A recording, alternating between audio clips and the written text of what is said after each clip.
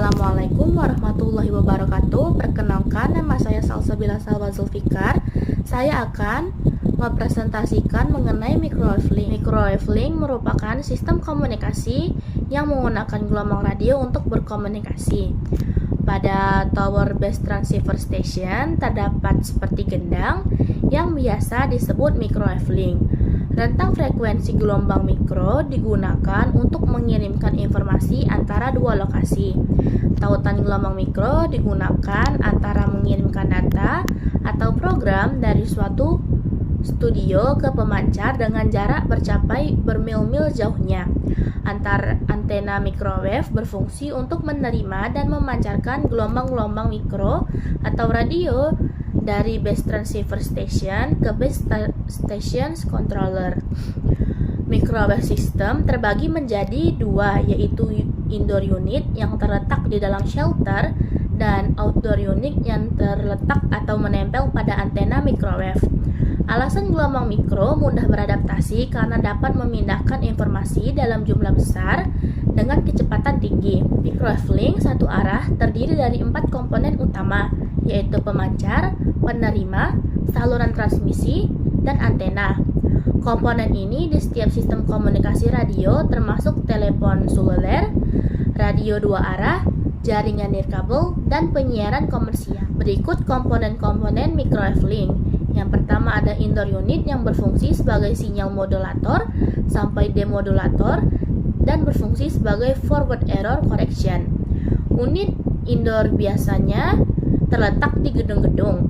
Yang kedua ada outdoor unit yang berfungsi untuk mengkonversi sinyal digital termodulasi dari frekuensi rendah ke frekuensi tinggi.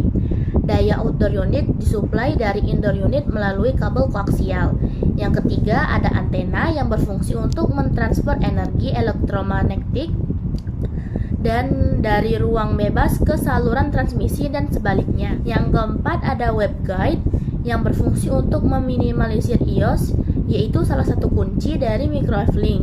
Yang kelima ada menara yang berfungsi untuk menopang microwave antena. Saluran microwave link terbagi menjadi 3, yaitu long haul yang memiliki frekuensi kerja 2-10 GHz, dapat menempuh hingga rentang 45 km sampai 80 km.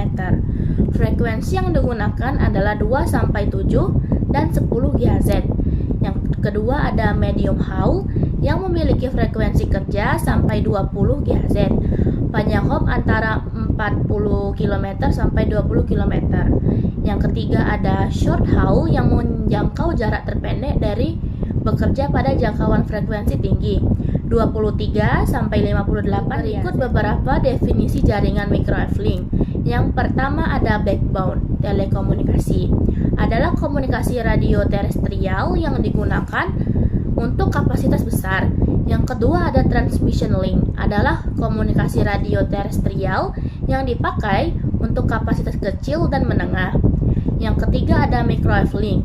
Ia adalah sistem komunikasi radio titik ke titik melalui gelombang mikro yang digunakan dalam sistem backbone transmission link. Memiliki fungsi untuk mentransmisikan informasi dari satu stasiun atau titik ke titik lainnya.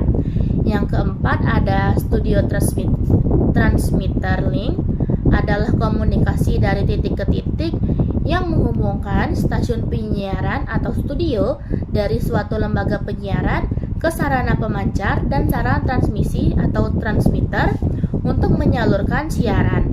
Yang kelima ada spurious emission, yaitu emisi gelombang radio di luar bandwidth yang ditentukan. Dan yang terakhir ada antena yang merupakan subperangkat radio yang berfungsi untuk memancarkan atau menerima suatu sinyal frekuensi. Presentasi dari saya, jika ada salah kata mohon dimaafkan. Wassalamualaikum warahmatullahi wabarakatuh.